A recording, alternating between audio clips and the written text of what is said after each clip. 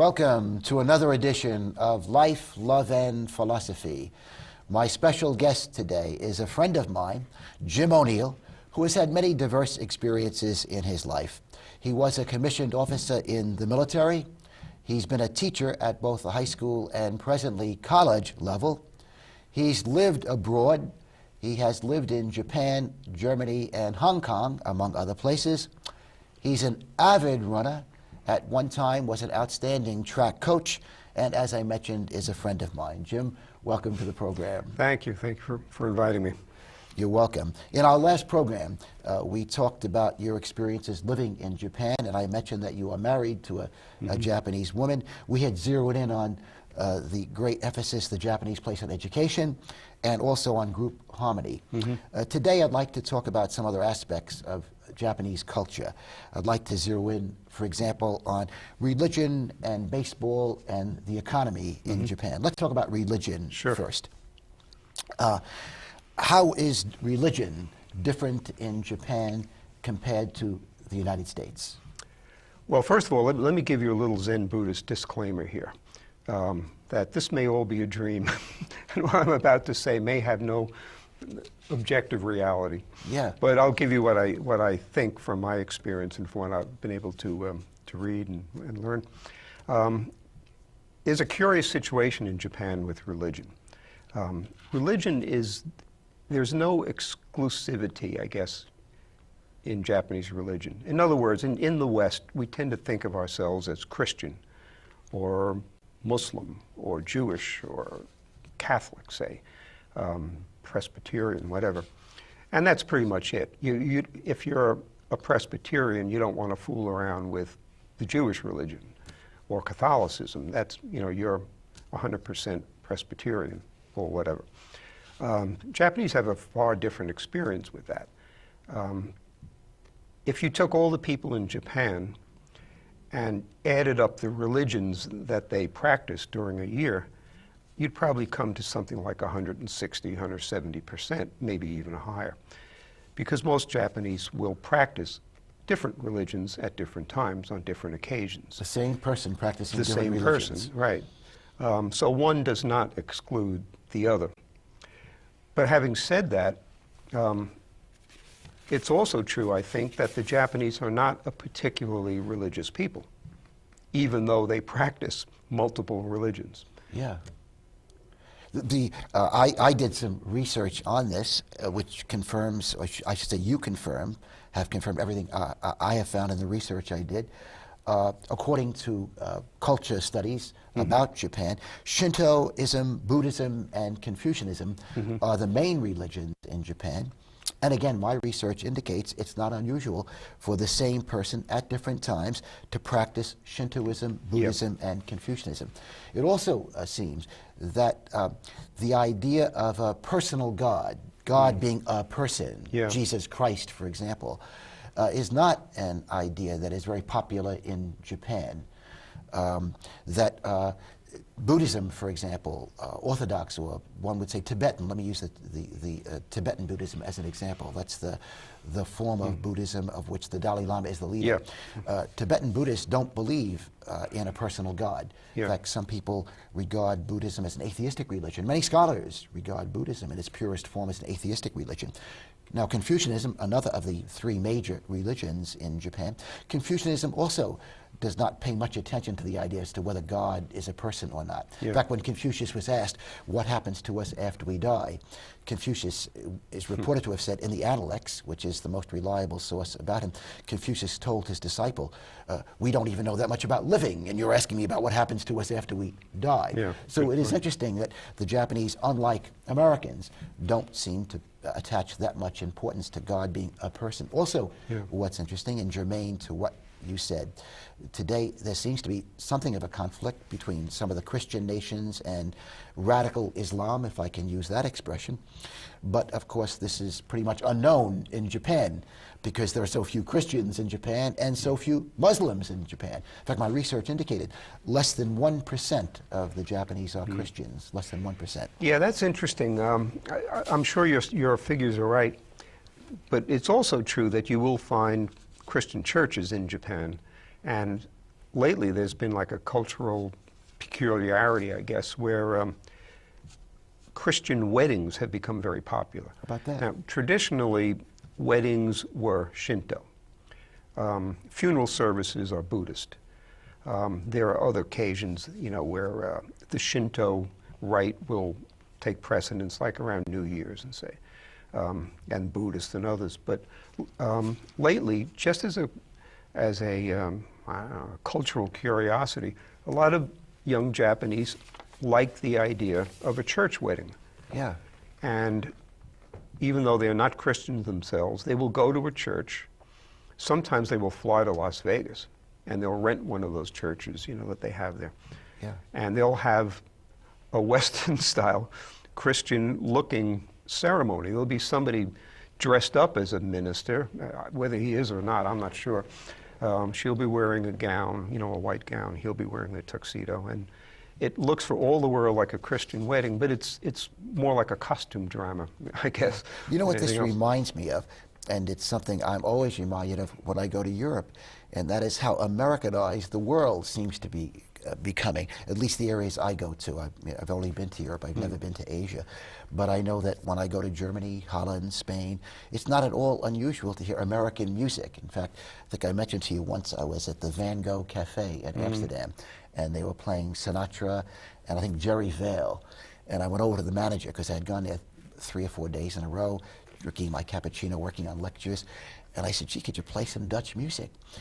And I said, very polite. Probably isn't much. I said, I hear this stuff all the time at home. Yeah. He said, well, sir, he said, the Dutch like American music. A lot of the Dutch want to hear American music when they come here. So it is interesting that in Japan, they've adopted, again, in some cases, westernized ways of getting married, having wedding ceremonies. Yeah. You use the term Americanized, and I disagree a bit with that. Certainly in the case of music, American music has pretty much covered the world, But in other things like in fashion and other aspects of culture, I'd rather use the term like internationalized. There's like a style of dress now and a style of culture which really can't be identified with America only anymore. Yeah. The Italians influence fashion so much. The Japanese influence a lot of culture now. I mean, who would have guessed anime films would be so popular? Sure. Cartoon movies, Yeah. So it's not just America that has made its impression on other countries. Other countries have made their impression on the world. Yeah. Also. Before I move to a discussion of baseball in Japan, which is very popular, do you know whether this idea of people practicing more than one religion, as they do in Japan, again, we mentioned it's not unusual for people to practice Buddhism, Confucianism, and Shintoism. Right. Is this generally true in other areas of Asia? Not India, I'm sure, because in India most people are Hindus or Buddhists, but in Vietnam, Cambodia, do you know whether this is generally true there also? I'm a little hesitant to answer this one because I really don't have all the facts. In Southeast Asia, where Buddhism, like Thailand, Vietnam, Burma, countries like that, where Buddhism is so powerful, I don't think you would see much mixing of religions. Yeah. The rest of Asia, I'm not really sure. And we mentioned before we went on the air that Shintoism, one of the 3 most popular religions in Japan. In fact, I have here from a culture studies book the sentence, Shinto is the native religion of Japan, that Shintoism is, I think, indigenous only to Japan, that it is not practiced anywhere else. It would be almost, unthinkable, say, for you or I to be Shinto. Yeah. It's, my daughter-in-law, my son's wife, who's Japanese, she explained it to me once. She said religion in Japan is more of a cultural thing, rather than a theological. Yeah, it's interesting you say that, because my research indicates Shinto has no theology. There's no concept of God. Religion with no concept of God. It's nature worship. Yeah, pretty much nature worship. It's love of the country. It's reverence for natural phenomena, Well said. sunsets, Yeah, the wind in the trees, and all that sort of stuff. According to Shinto, all living things and inanimate objects also have a kami, And perhaps Yeah. the closest word to that would be soul or spirit. Yeah. And the idea is everything It's that has a translated soul. sometimes as God, but it's Yeah, not, I don't exactly. think. Very It's loosely certainly God. God with a small g. Exactly. Yeah. And you used a good word. The idea is we should have reverence for everything. Yeah. Rocks have a kami. Yeah. The wind has a kami. Sure. Each human being has a kami. Again, a soul, a spirit. So the idea is reverence. Yeah. Let's move on to baseball, which I know is one of your great interests. And Yeah. I've been a big baseball fan for years, not as much as I used to be. But I do know that baseball is very popular in Japan. We know that a little more than a year ago, Japan won the World Baseball Classic. That's right. Which is kind of the World Series of World Series that we Well, played. It's like the World Cup in soccer. It's the same for baseball, yeah. And we did have a team. America had a team in the World Classic. And you mentioned Our best professionals. our best professionals, and they had their best professionals Right. play. And Japan, again, won. Yeah. The Japanese baseball team proved to be the best baseball team in the world, at least in this particular classic. How did it happen that baseball became so popular in Japan? Before you answer the question, I want the viewers who don't know this to know that Japan has a Major League Baseball just as we do. Yes. Japan has beautiful stadiums just as we do, and they pay their players pretty well. In fact, the top Japanese players can make as much as $5 million a year. So, Jim, again, how did baseball become so popular in Japan? You know, it's funny. I have heard on television and read in newspapers that baseball was brought to Japan by the GIs during the occupation, you know, after World War II. We occupied Japan after we beat them in World War II? That's nonsense. Japanese baseball goes back at least to 1872. That's the earliest date I could find. And it was brought by, I forget his name, Wilson, it was his last name. He was a professor of English and history, and brought over by the Meiji emperor at that time to kind of educate the Japanese in Western things. But he brought baseball with him and introduced it to the Japanese, and they took to it right away.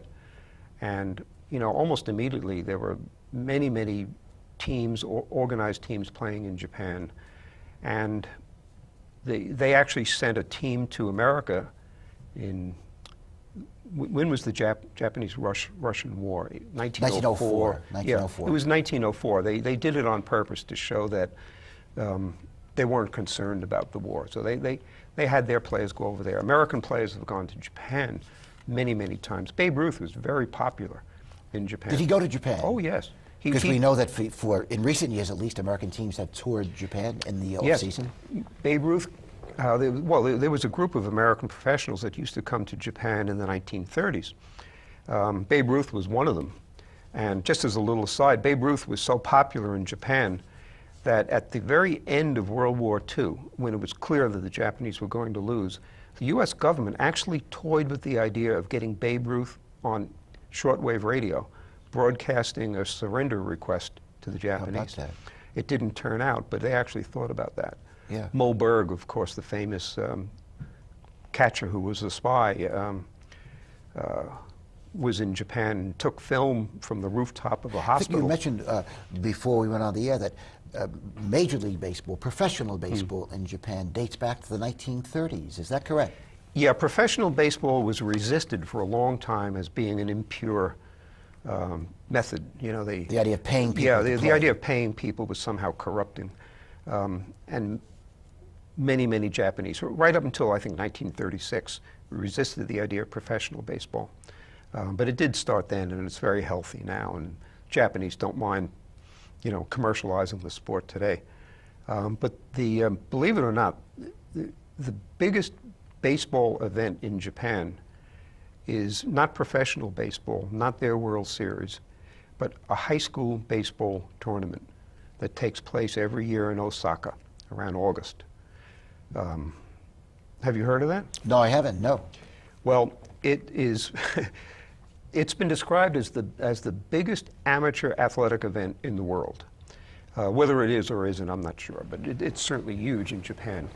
For about 3 weeks, the Koshien Stadium in Osaka, which is the home to the Chunichi Dragons, one of the professional teams, is vacated. The Dragons go on the road for 3 weeks, and the stadium is turned over to Japanese high school teams. Each province sends a team, their champion team. There's an elimination tournament. These are high school kids. Yeah. So a province is like, a state in the United States. So there are 49 teams come to Koshien, and they have a single elimination tournament. The games start about 8 o'clock in the morning, or 8 or 9 in the morning, and they run continuously. The field is swept and relined, and then another team comes out, 2 more teams come out and play. This goes on all day until about 6 o'clock. It's on national television? It's on NHK, which is like the BBC. Yes. NHK, the biggest station, broadcasts live. I have been in Japan several times while this tournament is going on, and I tell you, you cannot walk down the street without having a continuous commentary going on from the television sets lined up along the streets. You can follow the game as you're walking because everybody has the game on. Yeah. Restaurants, shops. So it's no mystery that some Japanese players have become so proficient that American teams now are luring some Japanese to our major leagues.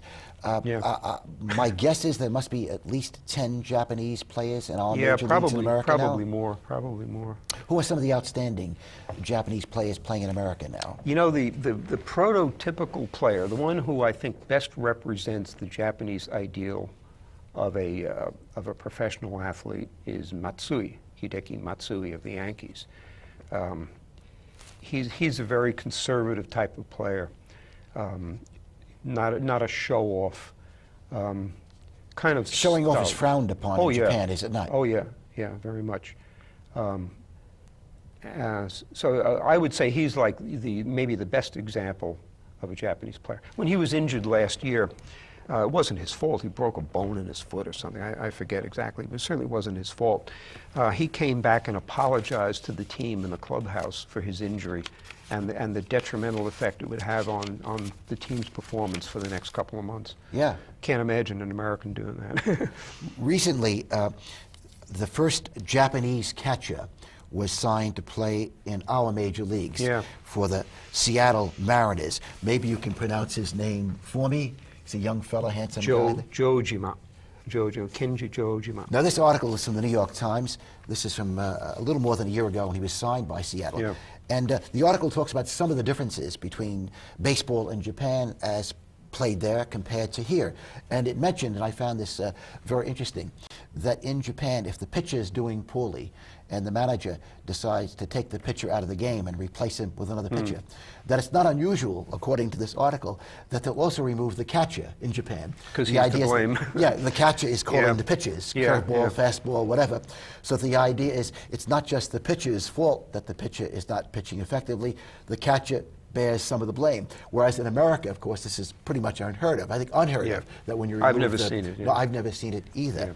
But they also mention that in Japan, since there are American players playing there, interesting for those viewers who may not be aware of this, we have some Japanese players playing in our major leagues, and the Japanese have some American players playing in their leagues. Well, the article mentioned in Japan, the rules allow a translator to be in the dugout in Japan, so if the American is having trouble understanding what the manager is telling him in Japanese, he will know.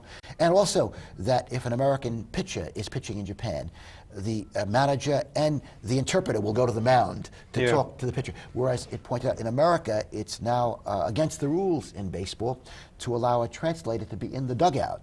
And of course, therefore, a translator can't accompany the manager to the mound to talk to a Japanese. Well, they're probably in the clubhouse nearby, so they can just so. duck down the stairs and talk to him. Can you think of any other differences that there are come to huge mind between differences. Japanese baseball and American?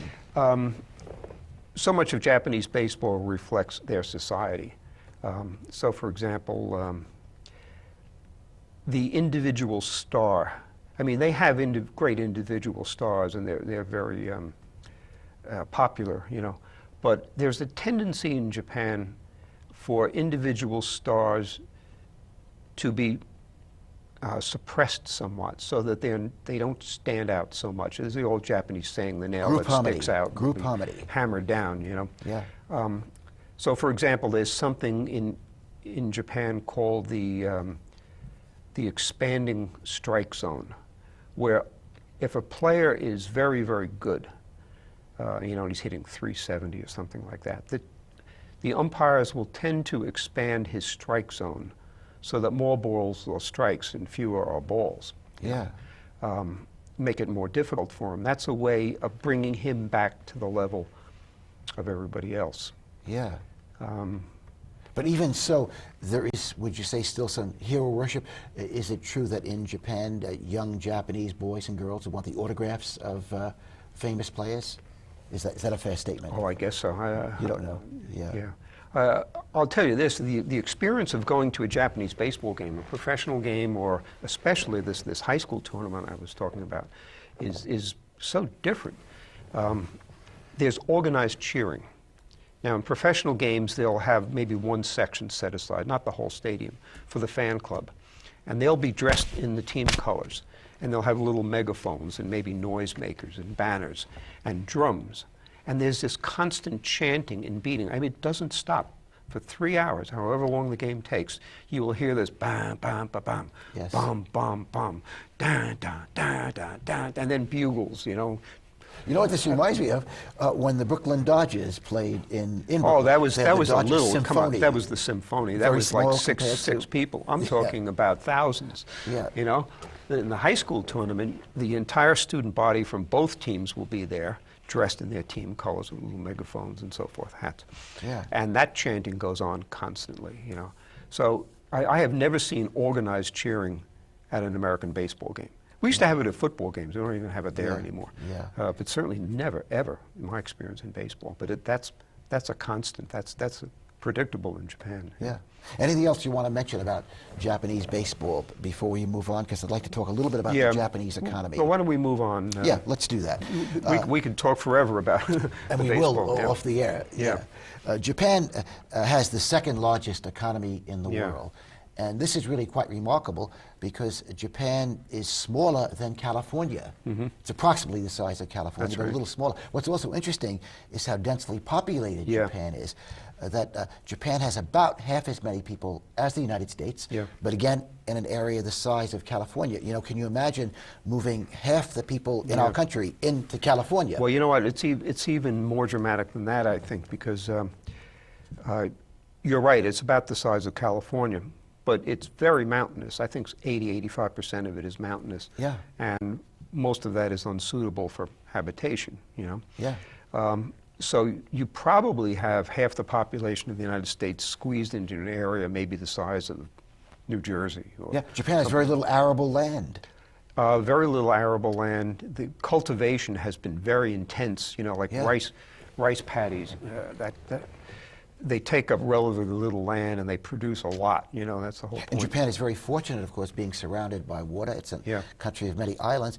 And Japan, I believe, has the largest fishing industry in the world. I know one of the largest. Yeah, they have to. Because I did some research on that. The Japanese economic miracle, remember 20 years ago people were talking about the Japanese overtaking the U.S. economy. Well, that didn't happen and probably never will. But it's still a miracle when you think that a tiny country like that, with a large population, small land area, and virtually no natural resources. Yeah. I mean, you scour Japan top to bottom, and you don't find much. There's no oil, very few minerals, some lumber, but that's pretty much run out. Yeah. How do they do it? I mean, we could go on forever about this, but how did they create this prosperous economy, a very high standard of living, in a country that small and so naturally impoverished? It's quite amazing. Of course, I think most would agree education has been the key or one of the keys. Yeah. And of course, they've always been so good at technology. They've produced very good automobiles, good cameras. The shipbuilding industry, I found out, is one of the largest, if not the largest, in the world. Yeah, well, that's, I think, being diminished somewhat by shipbuilding in cheaper labor areas of the world. Yeah. The Japanese getting more and more into high-tech things. Yeah. Japan, of course, went through rough times. Its economy went through rough times in the late 90s, even the early years of this century. It's beginning to come back, according to the New York Times, at least. They had a front-page article about this. It's beginning to come back, but nevertheless, it was stagnating. you mentioned, or at least I implied, that besides technology, of course, the work ethic has something to do with the great success of the Japanese economy. But it is changing. Yeah. Isn't it true that one of the major ways in which the Japanese economy is changing is there's less job security? Yes. Would you address yourself to that? Well, yeah. To understand that, you have to understand the traditional way, which was lifetime employment. The goal of most educated young Japanese when they graduated from college was to join a big corporation. And there was an induction ceremony. They were all hired at the same time, April. There's a big ceremony, and it's almost like joining the army or something. You know, you take a pledge, you learn the company's song, you go on training, and you stay with that company. Toyota, Honda? Yeah. Mitsubishi, you know, all those big companies, the banks, the big banks. And you would stay with that company your whole lifetime. You would tend to get promoted on a regular schedule, dependent on your seniority, rather than ability. Japanese thought this was a good idea because it suppressed competition and backbiting and, you know, the kind of thing that probably goes on a lot in corporate America. Yeah. That's changing. It's, I guess, inherently inefficient to do it that way. So in order to stay competitive, the Japanese have gradually been moving toward the American or the Western model. So globalization Yeah. has affected not just Americans in terms of less job security, Yeah. but the Japanese as well, and probably There's more people in many other job countries. security in Japan than in America, but less so than in the past. Okay. You know, we're running short on time. Yeah. Again, I can't believe how fast the time always goes when we get together. I wanted to ask you about housing in Japan, Yeah. and how that's different. That's a I terrible also- problem. Yeah. I also Well, I wanted mean, to ask you... just do the numbers, you know, all the people and the limited amount of land. Yeah. I also wanted to ask you how your German experience, your experience living in Germany and Hong Kong, differed from Japan. And also, I wanted to get to this question: how has living in different parts of the world affected your thinking and your attitudes? We'll get to those questions next time. Yeah. But right now, as usual, I'd like to conclude with a quote from Henry David Thoreau. In Walden, his masterpiece, Thoreau penned the following words: "To affect the quality of the day, that is the highest of arts."